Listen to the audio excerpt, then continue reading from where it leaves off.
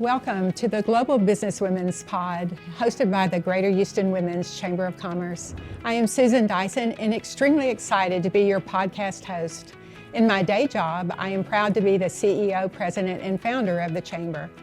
Every Thursday at 6 p.m., we will bring you inspiring stories of women who are leading in the advancement of women and girls. We will take you with us to our premier events. You will meet entrepreneurs, executives, and philanthropists who will empower and inspire you to succeed. So please mark your calendars and join us for the Empowering Global Businesswomen's Pod, Thursday at 6 p.m. Good morning. How's everybody? Well, folks, I'm really excited to have with me two of the most important voices in media in the entire city of Houston. Would you ladies please take a short minute and introduce yourselves? We only have about 20 minutes. Sure. I'll make it brief because you already know me. I'm the editor-in-chief of the Houston Business Journal, Giselle Rodriquez, Greenwood. I've been editor-in-chief almost 10 years. And prior to that, I was with the Austin Business Journal as a technology reporter. Prior to that, I was a venture capital reporter with Dow Jones. So business journalism has been in my blood since day one. Thank you. Short and sweet. My name is Maria Reeve. I'm the executive editor of the Houston Chronicle. I was named to that post last July. I'm the first woman of color to hold that job. And thank you. Yes. Before that, I was assistant managing editor for news at the Star Tribune in Minneapolis, where I spent about 20 years or so in that market. Before that, I worked for the Pioneer Press in St. Paul, Minnesota. But I am a Southerner. I grew up in Charleston, South Carolina, and went to school in North Carolina. So I feel like I'm coming back south where I also feel like I traded one extreme for the other, 6 months of winter versus 6 months of summer. So. Ladies, we're going to jump right into some questions. First question, what was the culture like 10 years ago for women in the media industry? And then on the tail end, what are some of the changes you'd like to see during the next 10 years? So how about, what have you seen in the last 10 years or so? I think 10 years prior to now, you didn't have as many women in leadership. If you check around, there are about, I think 20% of the news outlets have women in leadership, including the Washington Post, including most of the USA Today network. And I'm speaking mostly about print media because that's what I know. And just last year, there were 5 women of color, named to leadership posts, including myself. So this is a transitioning time. But before that, most newsrooms were led by men. And I think opportunities for women were starting to become more available, but definitely not what we're seeing today. Thank you. So yeah, 10 years ago, you wouldn't have seen Maria and I on the stage. Women of color, especially in journalism, was a very rare thing. And then you'd narrow it down to business journalism, even less so. I went to a company meeting, like let's say 5 years ago. I was the only Latina in the room. There were 2 other Hispanic editors in the room as well, out of a chain of 43 papers. It's a challenge. And it's nothing against my company. My company has made numerous strides to increase our diversity at the top. We even included, we created a diversity committee about 3 years ago, of which I was on there. So I think we as a company have realized that representation at the top is super important, and it's something that I think a lot of newsroom leaders are being extremely cognizant of.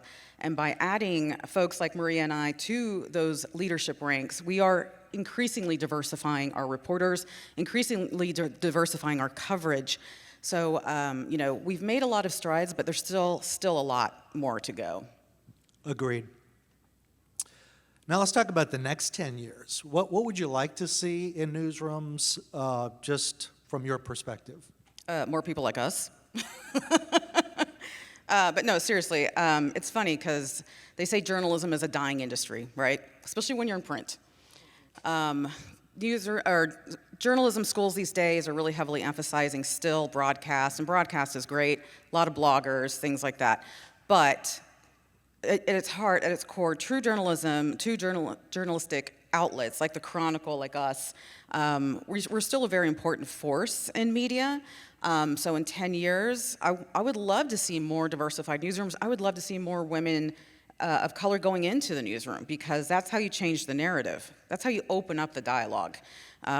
So I would love for media outlets to continue the momentum that we're on, so that we can cover injustices in the community in anywhere it can be found. I would agree. In the next 10 years, I'd like to see more pathways for women who want to be in leadership.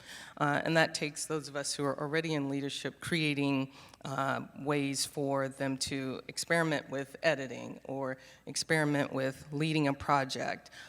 We have to make those things happen so that women feel comfortable, more comfortable asking for and seeking those kinds of opportunities. But, you mentioned that paper is dying.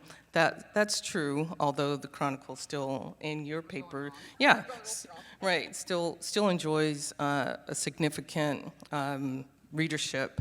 But we also need innovation. The previous speaker, I loved her. We need innovation. We need the students coming out of school to think about, how do you tell stories, whatever platform that's on. We still need the storytellers. We still need people who are going into the communities and talking to people and uncovering what's happening there, because that's what we as a local media outlet does. That's what we do best. You can get your scores from ESPN, you can see national news on CNN, you can check your New York Times app, but to know what's happening in our communities, that's where the work that we do is really vital. So in the next 10 years, I want more innovation, more women seeking these opportunities, and for the people who are already in those roles to create those pathways for them. Just as a quick follow-up to that question, how do you encourage more women, and in particular women of color, to become journalists? I have a degree in journalism, and fewer and fewer colleges even have a journalism program anymore. So it's an extra job just to try to encourage young people to choose this as a profession. So how do we go about doing that? I think it takes being in spaces where there are younger people and creating those internships and programs where even on the high school level or below, where you find students with an interest in writing, with a keen passion about reaching people, because that's what we're doing, we're reaching people, encouraging that. And we had a program for high schoolers that was disbanded, and within our newsroom we're talking about how do we bring that back, how do we create opportunity for especially the younger people to see that this is a viable and really rewarding profession to be in, to tell the stories of your community. There are very few of us. My newsroom is just under 200 people. It used to be larger, as everyone's newsrooms used to be larger, but we still have a really healthy workforce in our business. And so, we strive every day to make the work that we do matter, make it useful, and perhaps appealing to those younger people looking for a career. I got you beat. We have like 10 reporters in our newsroom. But we've always been small. We've been, we do that intentionally so that people can get close to our reporters. Yeah, I 100% agree. I feel like, especially with so much digital technology and how it's constantly evolving, us as media members, we have the opportunity to take advantage of those platforms to encourage more people to get, especially more women, to get into journalism. There's the TikTok phenomenon, I have yet to totally jump on board, but there is that. And I think it's important just us as newsroom leaders to get out there to show that you can be up here. It's opening those doorways to careers like this, and it's a very, very important career. I see what I do not as a job, but really as a calling. I love what I do, and I don't think I could ever do anything else. Let's talk for a second about coverage. You guys really decide what readers are going to see, and how do you go about that? And how do you encourage more diversity in that coverage in an era where there's lots of opinions out there, a lot of polarization, but, you know, within your newsrooms, how do you go about that? For this audience, talk a little bit about how you finally decide what's important to cover and what's not. Well, in business journalism, especially when it comes to diversifying our coverage, it's very difficult. In fact, if you look at your HBJ right now, it's all white men on the cover. That was not intentional. It is a commercial real estate focused publication. And more specifically, it was based off of submissions that we received from commercial real estate companies. What we didn't see much on there were women submitting. So let me first say, you have to be your own PR agent. And if you're a female, if you're a woman in leadership, you have to be a PR agent for other women. You cannot let anybody sit idly by. So I had one woman reach out to me saying, why wasn't I in? I was like, honey, I didn't even know who you are. You need to, if I don't know what I don't know, but I'm glad you did, because guess what? I'm gonna be calling you all the time now. So, you know, I think it's super, super important. I'm totally going on my soapbox here. As a woman, you have to be loud. You can't wait to get invited to the party. You have to just knock the door down and walk in. But what was your question? This is my everyday, by the way. Sorry. We're talking about coverage and how is it decided and what's Gotcha. that process? Okay, well, we do have a newsroom meeting every day, and I encourage these reporters to think outside the box. I'm always pushing back. Who are you interviewing? Why? Why are you covering the story? Why is it important to our readers? You know, because there is a possibility of going way the other way. You know, you don't want to be too biased. You don't want to be biased at all in your coverage. But we're humans, so I always push back to the reporters, and I say, you know, question yourself: what will our reader get out of this story, and what do you expect to help them get there? Thank you. Sure. So how do we decide coverage? We have reporters who are in beats, and they are responsible for mining their areas to be sure that they are on top of what's happening, on top of developments, and also thinking creatively about what's not being told, what stories aren't out there, what does someone not want you to know. So your job is to go find that. When I got there, I feel like the Chronicle does a fairly okay job with diversity in its coverage. I think the reporters we have a bunch of millennials, and so they're very in tune to what is happening in our communities and what seems important, and so we use that, we push them. Tell me what I don't know. I drive a minivan. I have a son who actually plays soccer, so I'm a soccer mom. So tell me what it is that I don't know out there, and we encourage that kind of thinking.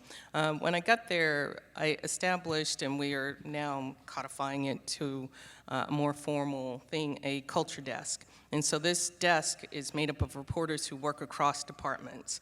It's business, it's features, it's metro, and they get together and think about what are the things that I know about that you should in business, or what are the things that are happening in business that features reporters should know about, and really thinking about how do we cover communities in ways that are authentic, that isn't festival coverage is what we call it. It's like, all right, let's just go cover this festival, we're good.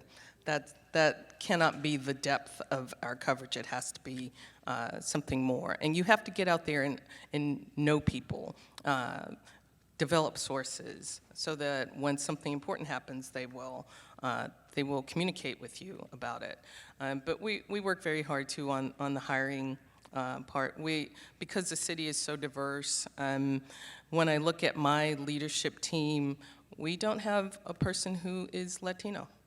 And that's a huge hole for us, a huge hole in this city. So as I get leadership openings, I am recruiting and looking for people to round out our leadership team. In fact, I have a business editor opening, and so I'm looking around. If you have somebody in mind, let me know.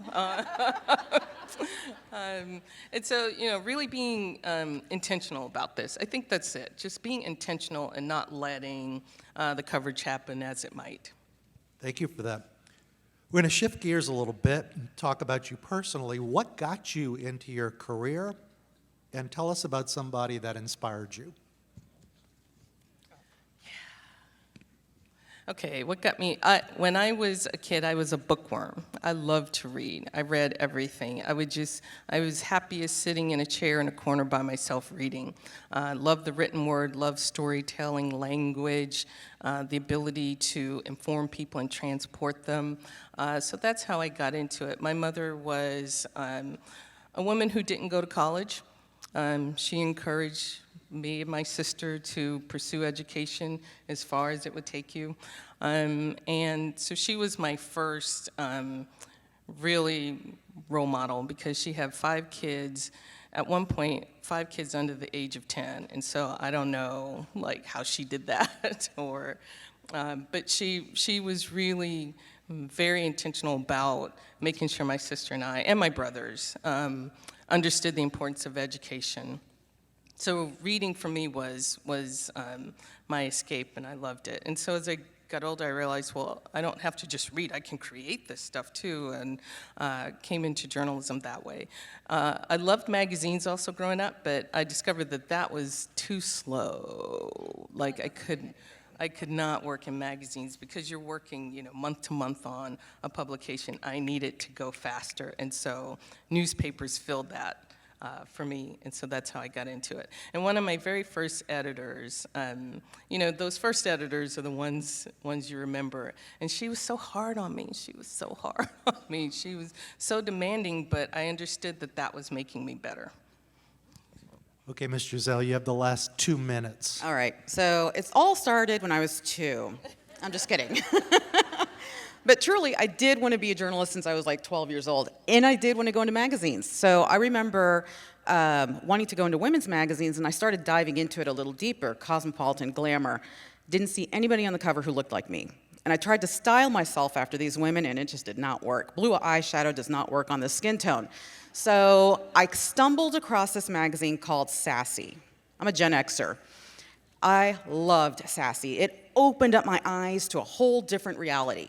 And that's when I was like, I want to do what they do. I want to cover things that people are afraid to cover, And so I went to school with that intention. However, I knew journalists didn't get paid squat. So I lied to my parents about my major when I went to UT. I gave it the good old college try. I tried advertising, didn't work for me. So I silently changed my major to journalism.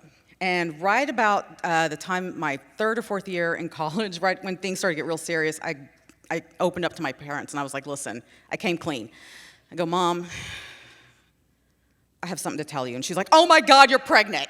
And I was like, no, but I am a journalism major. And she goes, ay, mija, you don't know how happy that makes me.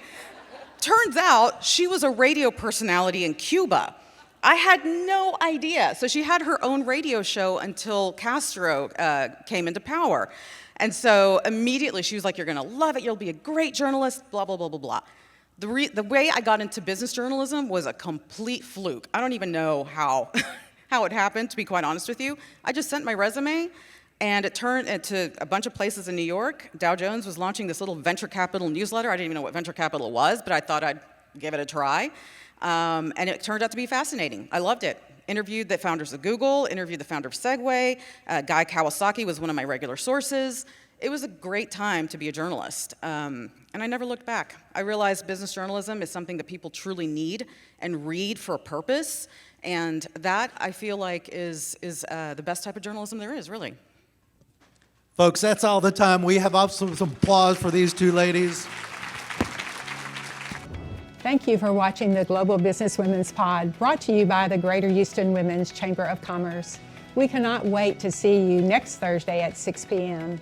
And remember, you can always find us at GHWCC.org.